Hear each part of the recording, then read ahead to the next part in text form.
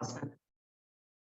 Great. Here we go. So like I said, today's meeting shouldn't take more than an hour, since we're going to have that secondary meeting on July 17th, a little more as we get into this, where we'll dive a little more into the selection criteria and prioritization.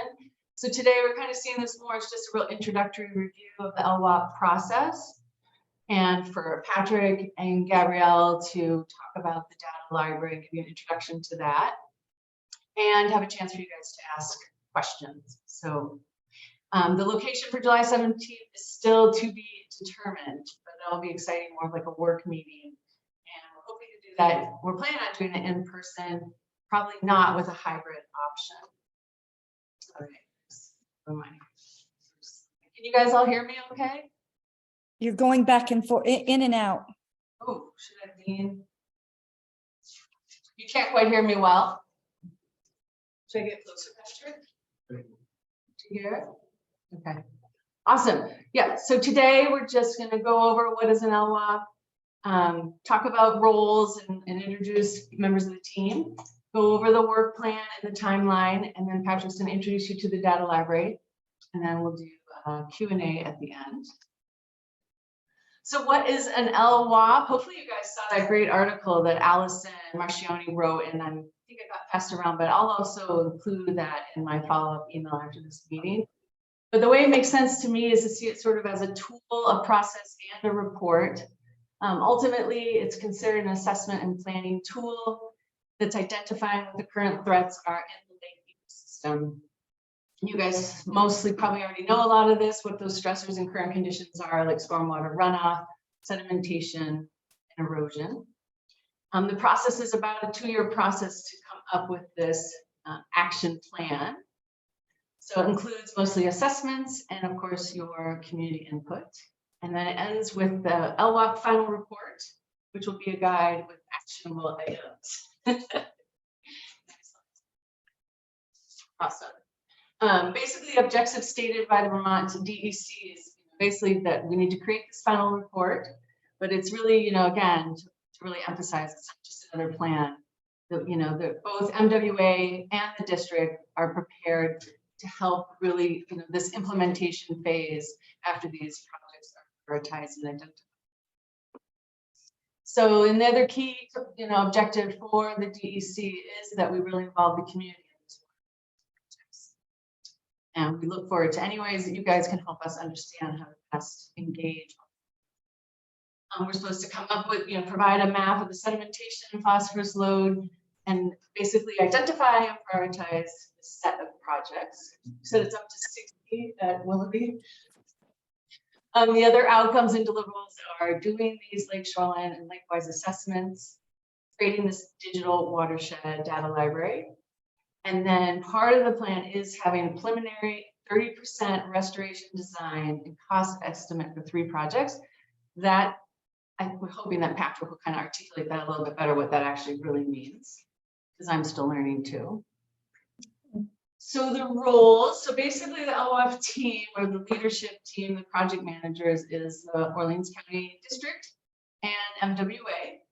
So basically the district is seen as the local service provider, project leader, organizer, point of contact. That's essentially going to be me, and provide, working on this outreach, trying to really include as many people as possible.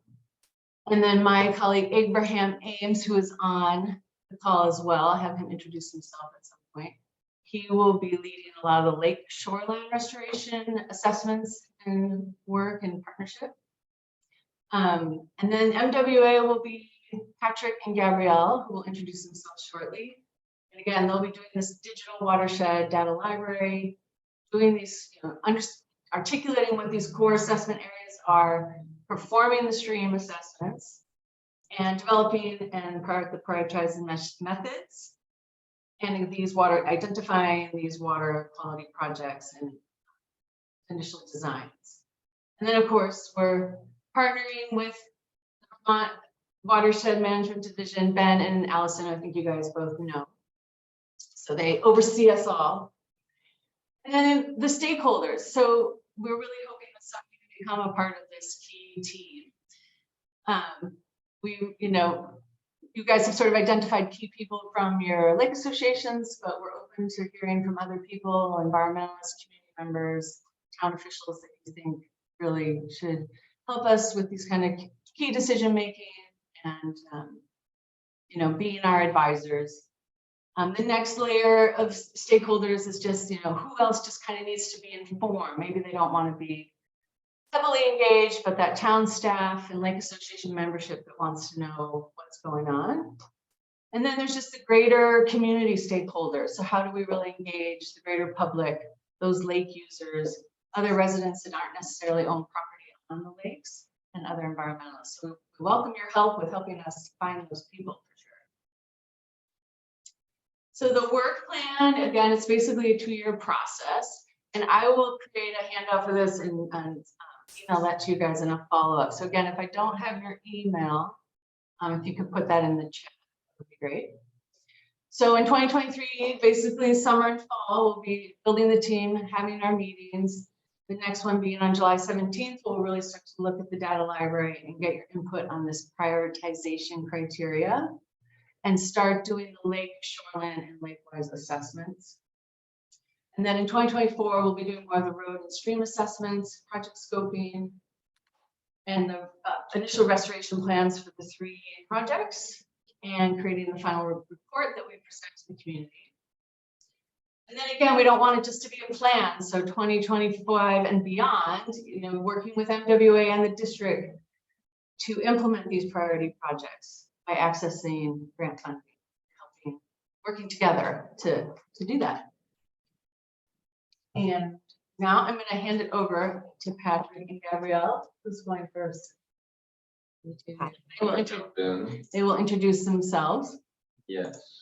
Thank you. Yeah. Wonderful.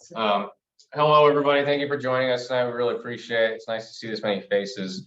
Obviously, it's not super largely high populated areas, but this shows that a lot of people have vested interest in the lakes, and that's all we can hope for in the whole process, because otherwise it's just a few of us operating in a black box. So we really appreciate stakeholder input. We really appreciate eyes on the ground. And so not so much at this meeting, but the public meeting in July will be giving you all an opportunity to look at a map in person and with a pen and a pad and be able to point out particular areas that you may have concerns for on the ground that we can evaluate as part of our assessments. But for now, just so you know who I am, my name is Patrick Curley. I work for the Memphremagog Watershed Association as a project manager. I live in Newport, been working in water quality for about 12 years. And Gabrielle here is a recent hire at MWA. She's coming from Derby tonight. So you've got a handful of local yokels or wannabe local yokels that are really excited to work on your lakes. We've been introduced to the LWAP process through our work on the Willoughby Lake Watershed Action Plan. And we're excited to take what we've learned from that endeavor and apply it to Echo and Seymour Lake. So the next few minutes, I'm going to tell you what you probably already know about your own lake. So forgive me if I sound, like I'm preaching to the choir, but, I think it'd be nice to get everybody a little well-rounded background information regarding the setting. I really wish I could make this little header disappear. Wait, here we go. Do they see that? It's floating. There we go. Okay. Great. So you got a decent sized watershed, about 15,000 acres, and 13,000 of those drain to Seymour Lake, which then, as you know, drains into Echo Lake. There's also about 2,200 acres that drain directly to Echo Lake. So there are areas in the watershed that do not actually flow into Seymour before getting to Echo Lake. Quite a size difference, as you can tell, between two lakes. Seymour is about 3 times the size and a little bit deeper. You also have 27 miles of streams that are perennial streams that are mapped, and I would say maybe double or triple that of intermittent or ephemeral streams, I like to call them. And fortunately for the watershed, you have a lot of trees and water, which are usually beneficial to water quality, like we would expect. 83% forested in the entire watershed, which is a great number. Don't change a thing. You're doing wonderful with your tree canopy coverage. There's not a ton of impervious surfaces. And when we talk about impervious surfaces, we talk about essentially ground covers that don't allow water to infiltrate. So think, roads, rooftops, parking lots, buildings, pavement, even gravel, hard packed gravel roads, those are considered impervious. They don't allow water to sink or infiltrate into the ground. They allow runoff to, shed off the landscape at a faster rate and carry pollutants with them. So a lot of the LWAP process really focuses in areas that have high impervious coverage. So things like roads, things like heavily developed shorelands, things like parking lots, is what we're really going to kind of hone in on initially to see, okay, where are there opportunities to catch some of that water, that runoff, and retain some of those nutrients, and some of that sediment from entering your lakes. An interesting thing is that, the lakes look a lot different from above, but when you look at the shoreline, the 250-foot shoreline, you're very similar. So we go from 83% forested down to 55% on Echo Lake, with about 6 acres of impervious. But when you look at Seymour Lake, it's about the same. You still got 53% forested along your shoreline. So about half of it's forested, half of it's developed. And right out the gate, we could recommend, encourage both communities to try to stay at that number. It'd be great to raise that number a little bit. But obviously it's challenging with development pressure and people wanting to do what they want to do in Lakeshore. But what we recommend, overarching every recommendation, is keep that multi-story canopy, that tree canopy, intact, because it's one of the easiest ways to maintain lakes. We talk a little bit about water quality, based on some of the data that the state has collected over the past years and some of the data that you all have been involved in collecting over the past years as well. In Echo Lake, the general trend is not too alarming. You don't have any sort of significant negative trend or increase in phosphorus concentration in the spring, although there is a significant increase for the past 20 years in summer phosphorus concentrations, which I'm sure brings a lot of you to this meeting tonight with your worries about water quality, as well as invasive species and algae blooms. And some of the numbers that we see for phosphorus are actually quite encouraging. For the spring, we got this number down here, and the average is over 17 years, 8 micrograms per liter. That's parts per billion. That's really low. That's below the threshold for an oligotrophic lake, which is what you would consider like a low nutrient lake. So that's a really good number to be hitting. It's unfortunate that the number is rising, but I think with all these brains in the room, we might be able to get that number to start ticking down over the next couple of years. Summer phosphorus is a little bit higher, but not an alarming amount. And then Secchi disc, you can also see a graph of that in the lower left-hand corner. Essentially a metric of water clarity. You put this circular crosshatch down from the surface, and as soon as it disappears out of view, you measure the depth, and that gives you a sense of how clear the water is. And then summer chlorophyll A, that's a measurement of algal concentration, so how much green stuff is growing in the water column, not vegetation on the bottom, but algae floating around the water column. And for both those metrics, you're in the clear at Echo Lake. There's not any significant trend. It's pretty stable appearing, and it is in a good range for maintaining that oligotrophic lake status. Seymour's similar, a little bit different. You don't have really any significant trends for water quality, for spring or summer phosphorus. They're both at about 8.5 parts per billion with over 21 or 26 years, which is really low. You guys have really good phosphorus concentration. A little bit deeper Secchi disc, although that does have a significantly decreasing trend over 45 years about. 8 meters is pretty deep. You can see 8 meters, you're seeing pretty deep, although it is, not raising an alarm, but it is interesting to see that trend increasing, particularly when you look at the trend for chlorophyll, which is decreasing. So you would think if your clarity is decreasing, your chlorophyll concentration would be increasing. All that algae would be obscuring the water column, but it's not the case. So then you start scratching your head. You're like, oh, well, maybe perhaps it's turbidity, but I don't think there's all that conclusive data on turbidity either. So it's a little, perplexing as to what might be controlling some of that water clarity and chlorophyllite concentration trend.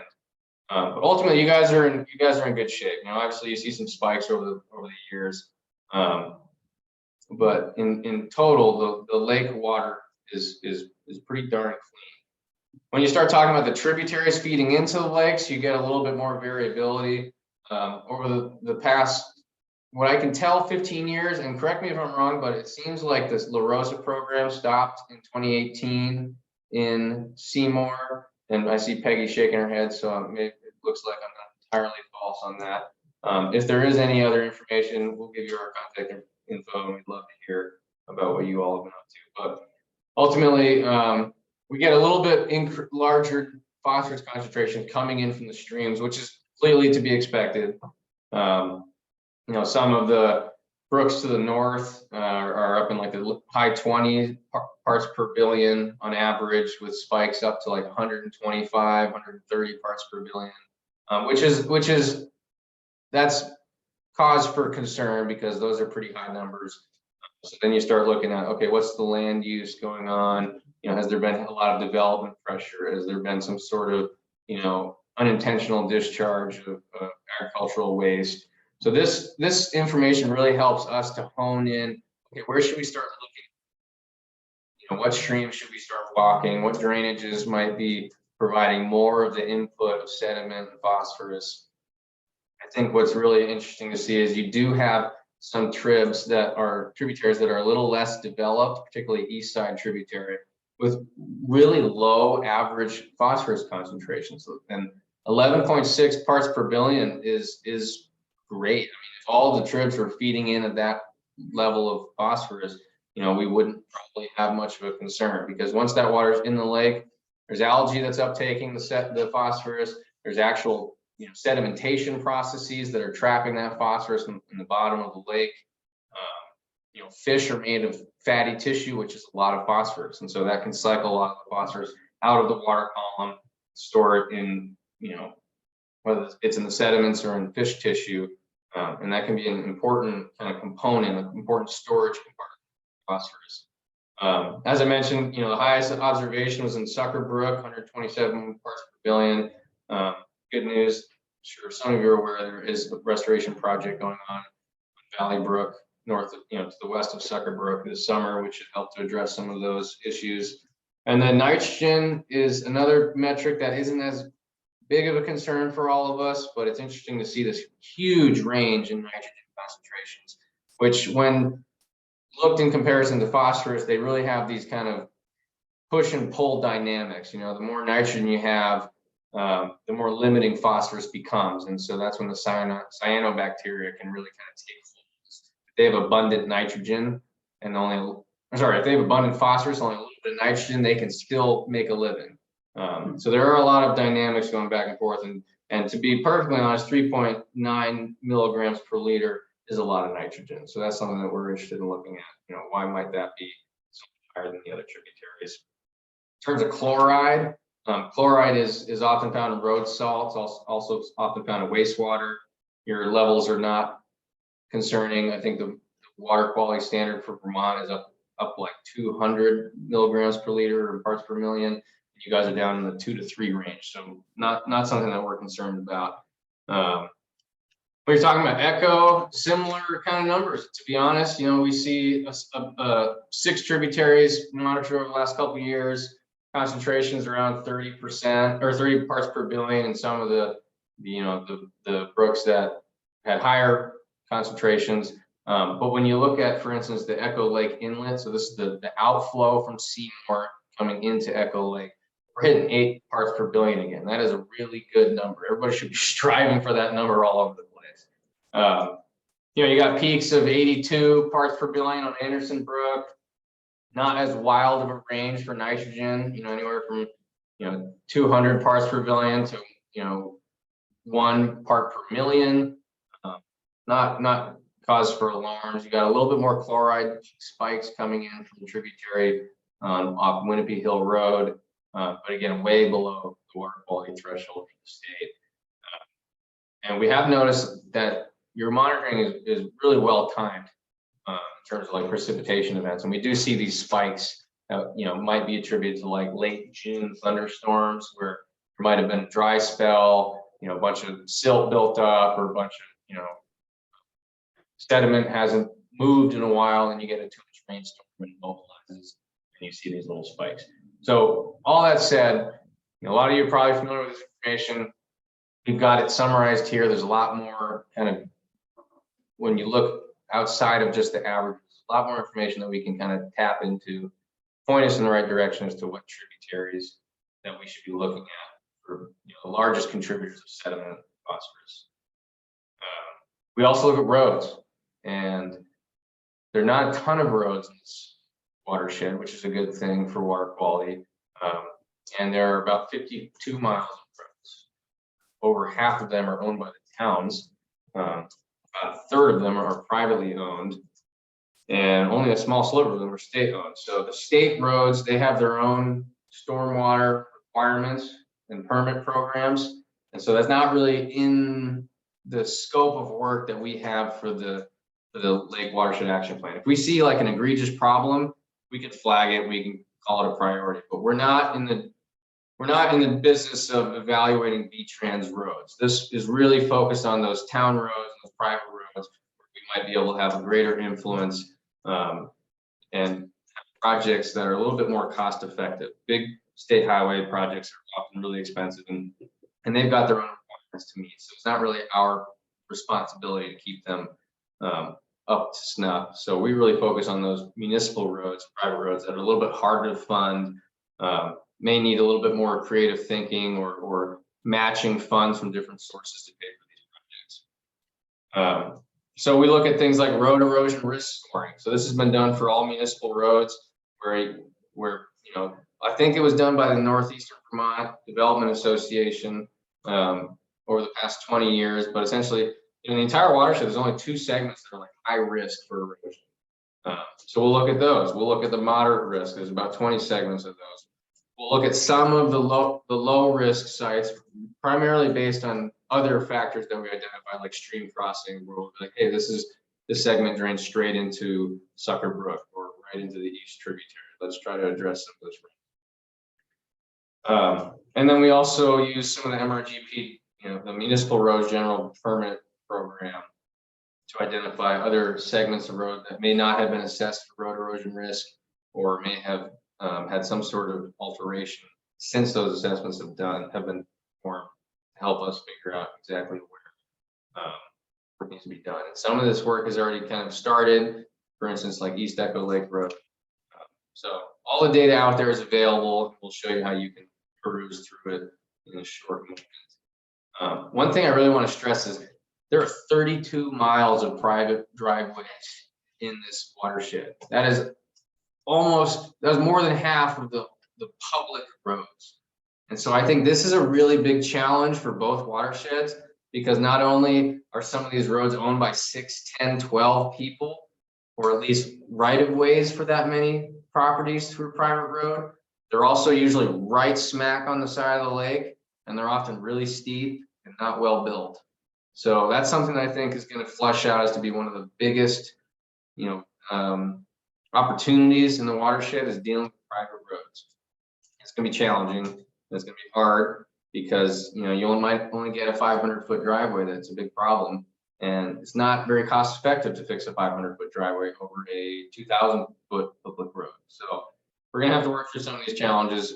But I think one opportunity for the watershed, particularly lake associations, is to really dive into those private roads and driveways and figure like, okay, we should get a social campaign that teach people how to manage their driveways appropriately. We look at stream crossings. You got 413 culverts in the watershed. That's a lot of culverts. Most of them are in good shape. Some of them are in terrible shape. We're going to find them.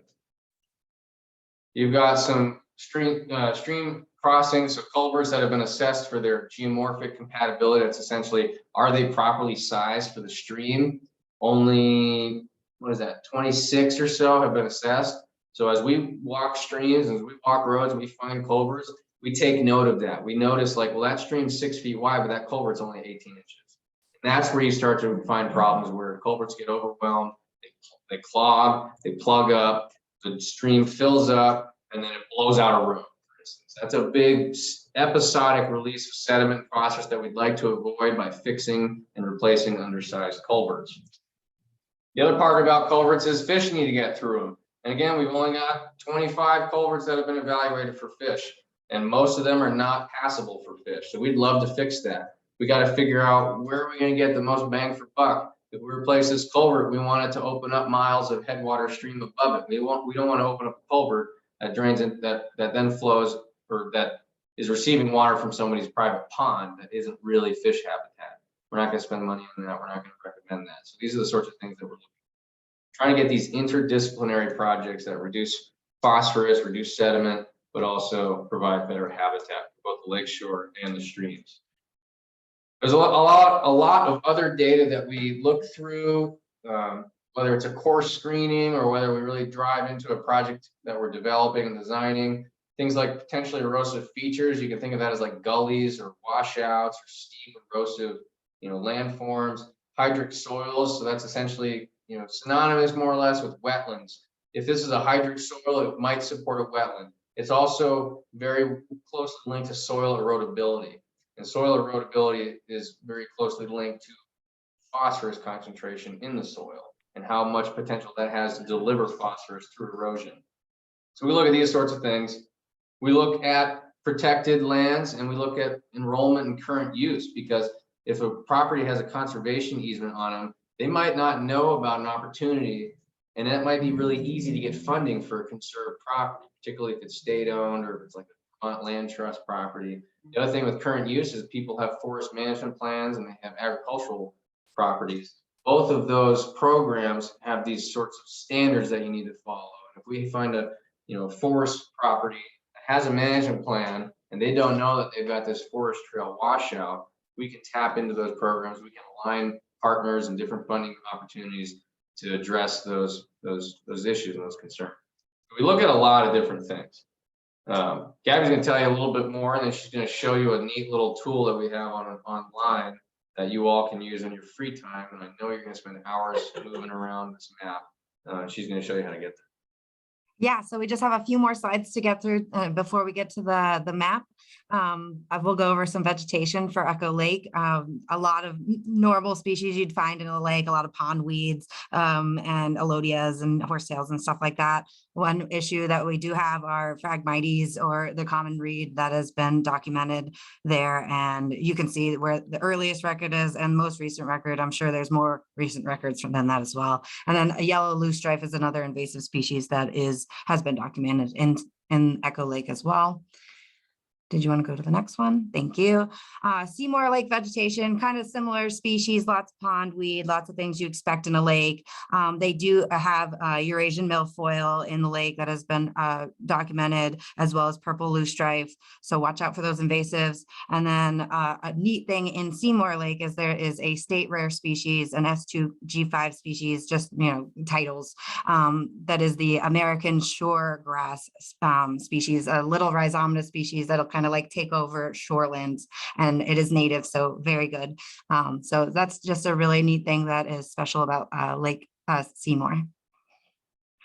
We're going to go over a little bit about the fisheries and Seymour Lake and Echo. Starting with Seymour, we've got an abundance of fish. You can see there's a lot of species. The four main species are the native lake trout that are self-sustaining, the brown trout that are also native and self-sustaining. That just means that we don't stock them. They're populating on their own and doing just fine, without us interfering. And then also there are stocked landlocked Atlantic salmon and rainbow smelt, which are non-native.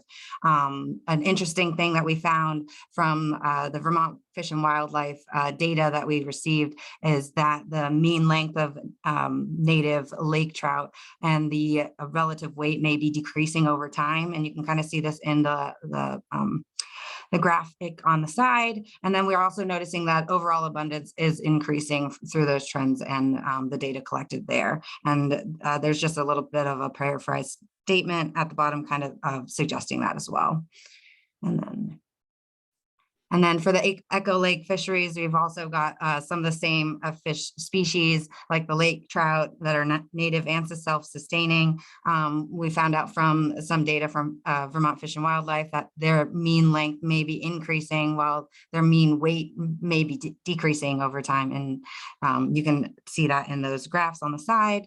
And then also they have native self-sustaining brown trout, landlocked Atlantic salmon that are stocked, and stocked rainbow trout that are not native, as well as a few other species like the burbot, the smallmouth bass, rock bass, and white suckers. Got a handful of rare, threatened, and uncommon species in both the basin, well, in Seymour Basin, and a significant natural community that it has been designated. That is the northern white cedar swamp. I think that's mud pond up there. When in doubt, every pond is a mud pond. And then we also have in Seymour Lake plant and animal that is rare, threatened, or uncommon. That plant that we talked about earlier, the American shoregrass, that is the orange dot there in the middle. And then the animal species is not for specific reasons. We were not able to get any of the data on that. And, that's just to protect the species so that there is no illegal harvest of those species, or, we don't want to impact them too much. So really cool things hanging out in there. And then depending on the projects that we get going from identification here, we have a few different opportunities for funding. So you can see across the top, we have different parts of our project phases. We've got project development, design, implementation, and operations and maintenance. And you can kind of see where the different types of funding opportunities fall under that. So for the Clean Water Service Provider Formula grants, those we can fund projects from project development through operations and maintenance. Other opportunities that we might be able to take on, depending on the project again, is WAV project development block grants for project development, and the design implementation block grants and woody buffer block grants through WAV as well. Those do design and implementation projects. And then last, we've got the DEC watershed enhancement grants, where we can utilize those funds for design through operations and maintenance. And then VT Trees for Streams program, that's for putting streams along riparian areas, and that's for design and implementation. And lastly, we've got CREP, our Conservation Reserve Enhancement Program, that focuses on a lot of agricultural properties.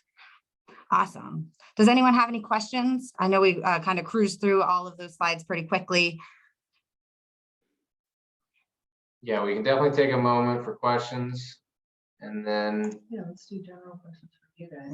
For your content. Peggy, I see a question. Yeah. You mentioned at the beginning that you would identify 3 projects. Is that 3 shoreland projects, 3 road projects, and 3, what am I missing, tributary projects? Great question. So we identified hopefully dozens and dozens of projects through the process of identification and then community input, prioritization based on a whole slew of factors, which you'll learn about in July. We then design 30% plans for 3 projects. And those could all be 3 shoreland projects, or they could be a mix of shore, stream, and road, stormwater, developed lands, agriculture. So essentially what we do is we go out and scour the landscape, and we look for opportunities. We evaluate those opportunities based on their potential to improve water quality, their cost effectiveness. And then our team, Bevan, myself, Abraham, and Gabrielle, and with input from DEC, are going to essentially make recommendations to the community, to the lake associations and the public. And with that feedback, we then select 3 projects to design. And then we get you a design that hopefully, in an ideal situation, either Orleans County Conservation District or Memphis Watershed Association then facilitates through 100% design and implementation following the LWAP. So I'm still learning. Thank you. Is that 3 per the whole watershed or 3 per lake? 3 for the whole watershed. So that's something where, that number is not necessarily set in stone. If we have 3 smaller projects and we could potentially do maybe 5 smaller projects, or, you know, 1 big one and 3 small ones. You know, that can be sorted out later. Essentially, what it comes down to is, you know, we certainly want to balance both lakes. You know, we don't want to be heavily skewed one versus the other, but we do have to take into consideration like the cost effectiveness, because say for instance, an expensive but very valuable project is done in Seymour. In theory, those benefits should trickle down to Echo, but the reverse isn't necessarily true. If we do a project in Echo, Seymour is not going to see that. So we really are going to rely on you all to help us meet that fairness. So I think, because I'm still trying to learn all this too and understand it, I think it just means that as a part of the LWAP, this initial process, that you're getting 3 projects already into the design phase. There could be many, many more. It's just that 3 are included in this package. Yeah. Okay. Yeah. Does that make sense? Yes. Yeah, thanks. And so Bevan kind of just said this, but I wanted to clarify as we were talking that with the LWAP, it's going to fund 3 projects, but that's not the end of our involvement. All the projects which are identified, we would potentially pursue through other funds, but the LWAP itself is going to include 3. But really the partnership is going to be ongoing from there, and this is just the beginning. Awesome. Yeah. And introduce yourself, Abraham. Thanks, Owen. Hi, I'm Abraham Ames. I work for the Orleans County Conservation District. So I'm going to be managing the Lakeshore assessments and then Lakeshore projects. And while I have the floor, I want to throw out there too, just from doing a couple of LWAPs now, I just want to say that the community involvement is really key. And the way that the community is involved with the process really affects the way that it goes. So we would love, as much as you guys want to be involved, please engage with us. Because, you know, we have like a lot of things going, but you guys have the local knowledge and the local connections. So with your help, this will go a lot further than just us working on it. So please see this as a partnership. Thanks, Abraham. Very well said. you. So we've got essentially 15 minutes if we do want to keep it to an hour. Ben, and would you like to introduce yourself, or do you have anything you need to? Oh, I see, he might be He gone. was losing service. Oh, we may have lost. Oh, yeah, there's more people. If Ben Ben. isn't available, I do want to give Meg a chance. Yeah, no, it's an interesting. Meg, are you with us? Yeah, I'm here. And Meg, yeah, we are also going to be working with Northwoods on the road assessment. So Meg, why don't you go ahead and introduce yourself and chime in about that, since you're more experienced with it than I am. Sure, yeah. I'm Meg Carter. I'm the Conservation Science Director at the Northwoods Stewardship Center. We have experience doing Class 4 road erosion inventories, and I think the part of this that will be involved in mostly is having some of our staff, some of our seasonal staff next summer go out and help do some of the private road assessments. We're also a large landowner on Echo Lake, so we definitely are very interested in making sure that the water quality in this watershed is as good as it can be, because we benefit from it as well. I think a really important thing that we just want to stress that you're getting 3 local partners in these organizations, and we're not going to give you this document. Next project. That's how we did. You know, we're here for the long haul, and so we'd really like to see the continuity of the work be, you know, kind of the priority in from the outset. You know, we want to develop these projects so that they make sense to use our partners to tap into grants, to design the projects where we can, to implement the projects where we can, to work with the landowners and the stakeholders that we already know and that we want to continue working with. So we hope that you all, you know, recognize that and look forward to, you know, kind of rolling up your sleeves a little bit. So Ben, did you have a chance to chime in, or it sounds like you might be losing some connectivity? Okay, so we're gonna show you our neat web map. Gabrielle, if you have sharing privilege, you can pull that up. Host disabled the participant screen sharing. Do you mind pulling it up? Yeah, how do I do that? Swear I've done this 100 times, but it never gets any easier. Wait, she can't. Right, especially going from Teams to Zoom. There. Yeah. Share her screen. Advanced sharing options. Of all participants. All There we right, go. roll Let's do away. it. Great, thank you. All right, sharing. Can you guys see my screen? Yes. Awesome. So Bevan is going to put a link to this data library that we created in the chat. And then we're also going to email it, I believe, to the email list. If you guys have provided your emails, this will be a direct link to this data library map on ArcGIS Online. You don't have to have an account to view this at all. It's a public map, so don't worry. You don't have to like set anything up at all. You just click the link and it'll pull right up immediately. So once you click the link, this is actually what it shows immediately. We've got a few. Share. Uh-oh. What's up? You forgot to share. Is she sharing or are you sharing? Have you Is shared? it- Have you shared your screen? Yeah, I can't- did. Can You share? are screen sharing. Oh, I'm sorry. We are able to see the We map. can see it. Great, thank you guys. They already know what it looks like. They don't need to see it. All right, great. So I'm gonna get rid of this since it already popped up. So you can see we've got the basins nice and outlined and a little dashed line to show the division of the two sub basins.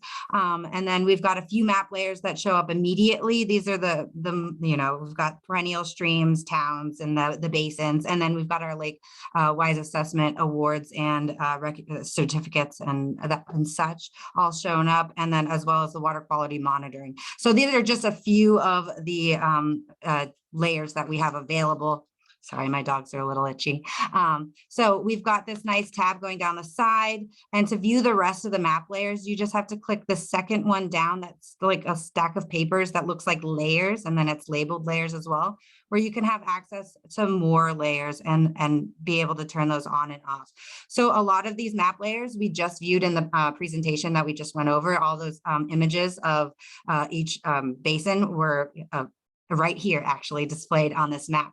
So just to quickly go through how to utilize this, the layers will have this tiny little eyeball that hangs out next door, and it's to show visibility. So if I click on that eyeball, and it'll actually make the lake-wise assessments disappear. So if it is grayed out with a slash through it, then you don't have to view it anymore. So a lot of these are turned off in the beginning for sake of everything not just being popped up all at once and being really confusing maps. So you can feel free to turn on layers. So like this one is culverts. We can see we've got a lot of different culverts going on. If you want to know what those colors of the culverts mean, here, excuse me, I need to move you guys over.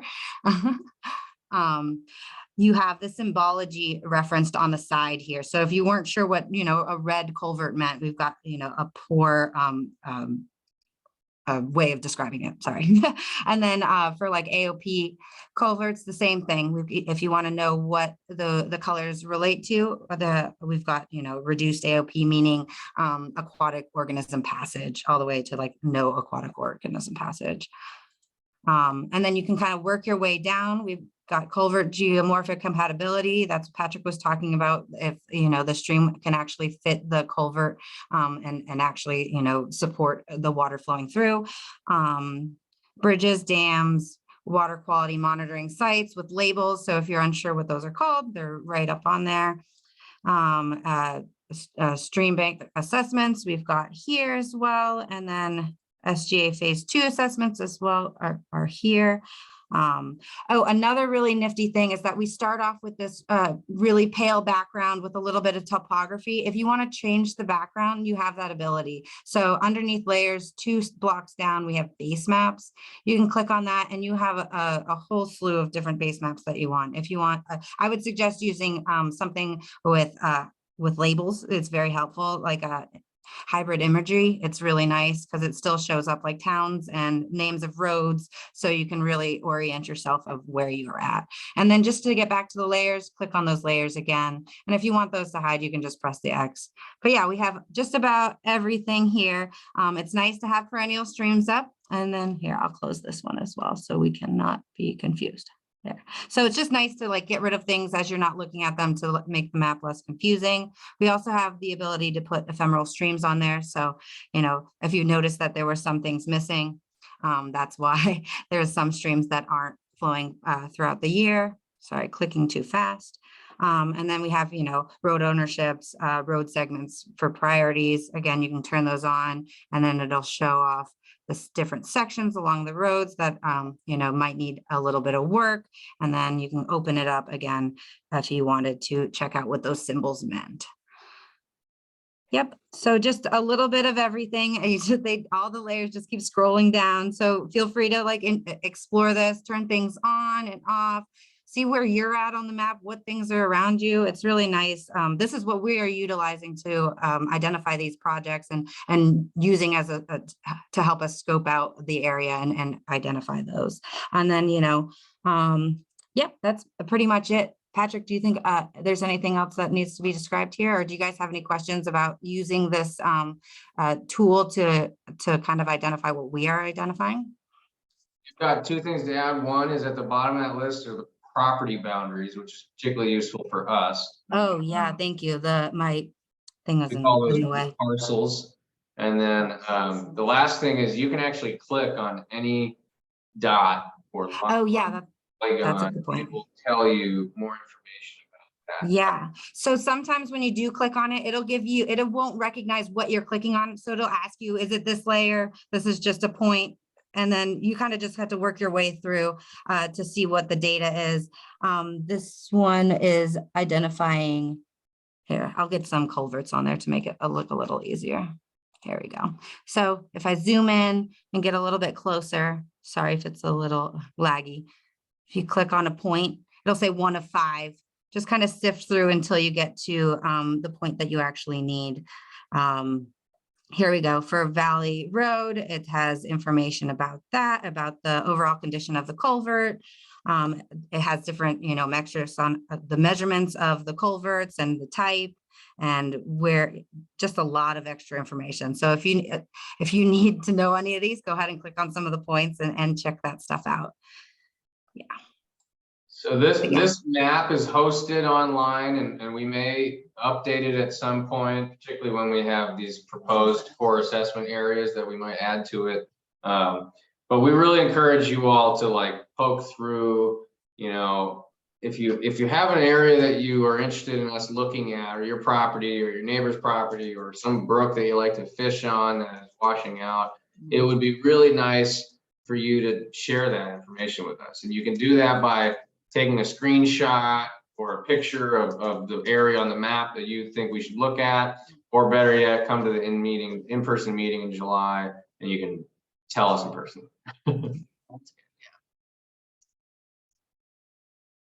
Can you guys imagine using that? Would it be useful to you? Maybe. That's a good question. I would love to hear that. Yeah, Like, does anybody want to, you know, share, like, you know, what they, you know, I don't know what your Saturday night looked like. What was that, Rhonda? It's overwhelming. Yeah. Wait, and then as we do assessments, does that data go into that, or that's more just what's already known? So the assessment data will end up in the report and in the prioritization criteria. So just to reiterate, so we use this map to identify areas where we think we should do assessments. We use input from you all. We use conversations with Ben Copans and other people who know the lake and know the area. Then we get out and we do the assessments. We you know, take observations. You know, we find these project opportunities. We kind of sort them based on their potential to provide, you know, phosphorus reductions and other co-benefits. The co-benefits is what we really want to hear from you all. We want to know in July, you know, if invasive species is more of a priority for one lake versus, I don't know, public access and recreational access to another lake. You know, these are co-benefits that they're not necessarily water quality metrics, but they help us to prioritize and how to help to make recommendations. So we might make recommendations, but ultimately you all are going to tell us which projects you want to see designs.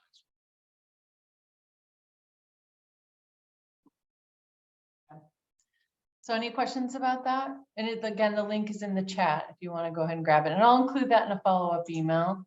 So I will do a follow-up email. The other thing I wanted to create for you guys is like a one-pager that has this basic plan on it and what we're doing. So something you could hand out to neighbors or other community members you think might be interested. There was a question in the chat about the core assessment. The core assessment areas is streams, roads, and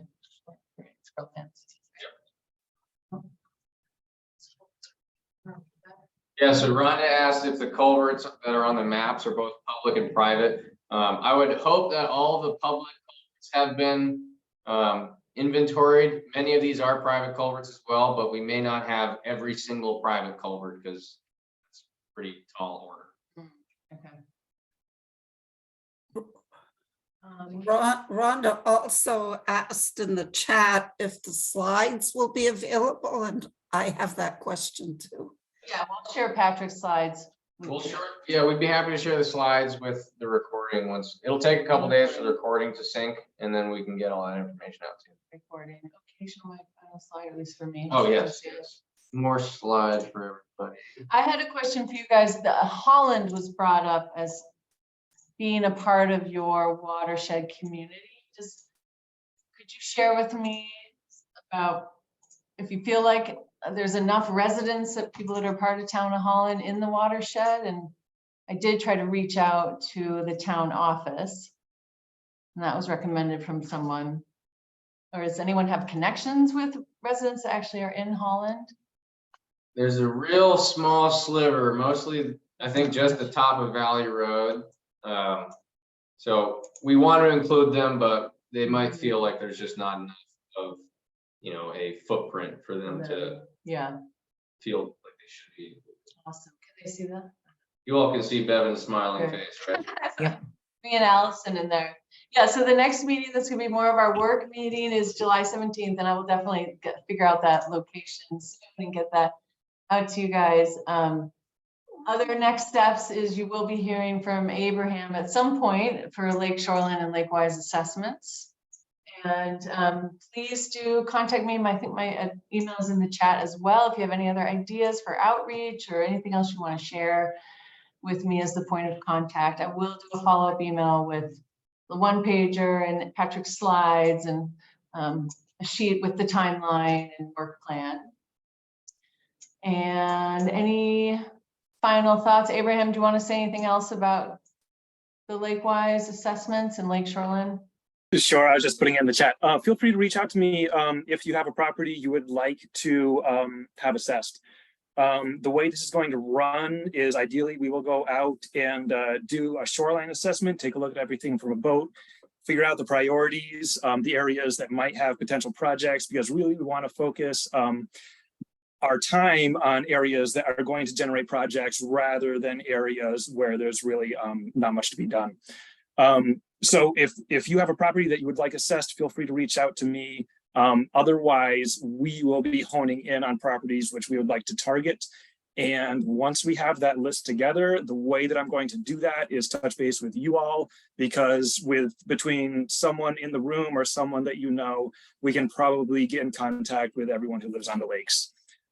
So that's the way we would like to run it. I'll reach out to you guys with a list. You guys let me know collectively who you have contacts with, and then I'll figure out from there who I need to contact personally. But like I said, the more that you guys can be involved and connect us with these landowners who may have meaningful projects on their property, the more bang for the buck that we're going to get for the LWAP, and the more that we'll be able to do. So I'm putting my email address in the chat. Feel free to email me. I have another request, and that is to the Echo and Seymour Lake Associations. If you could do some sort of email blast, whether it's with Bevan's follow-up email or whatnot. We're gonna be walking in the woods, and a lot of that involves crossing private lands. And typically I like to reach out to landowners before doing that. But that's not necessarily feasible at such a scale. And so where lands aren't posted, you know, we're going to assume that access is allowable, particularly on current use properties.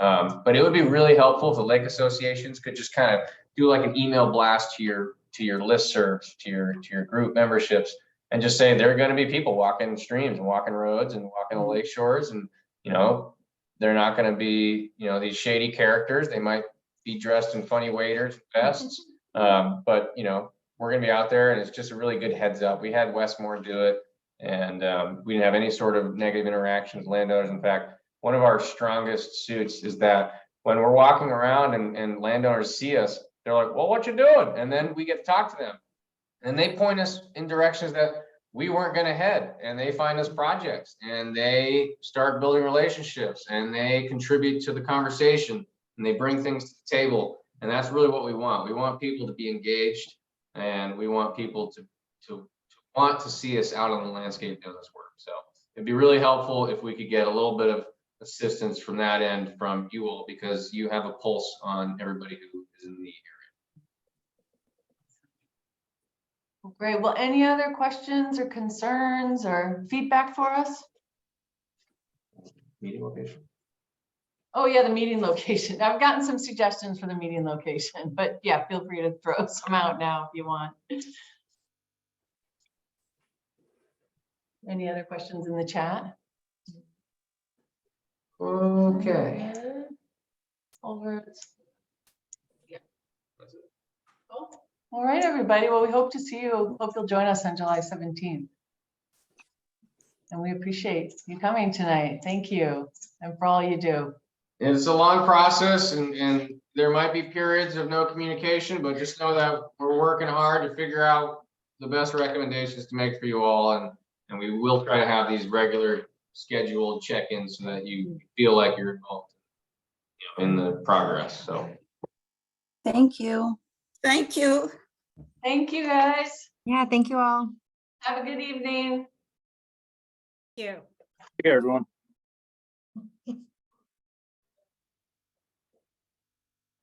I don't know where the real side that is.